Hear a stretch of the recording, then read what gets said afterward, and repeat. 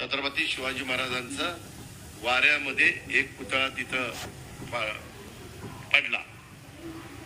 त्याच्या संदर्भामध्ये जे कोणी दोषी असतील त्यांच्या चौकशा केल्या जातील. आता पेपरला बातम्या येत आहेत की यांनी केलं ते त्यांनी केलं ते त्यांनी केलं ते त्यांनी केलं ते कुणी केलं काय केलं त्याचा सगळा तपास लागला पाहिजे.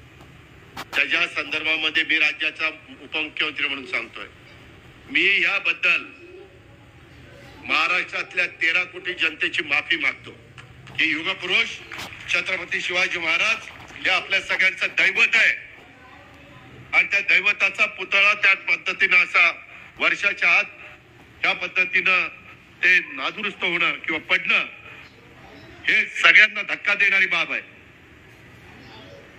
यामध्ये जे कोणी दोषी असेल ते कुणी असू द्यात, वरिष्ठ अधिकारी असू द्यात, खालचे असू द्यात, कॉन्ट्रॅक्टर असू द्यात, तो कॉन्ट्रॅक्टरला तर काळ्या यादीमध्ये टाकला पाहिजे.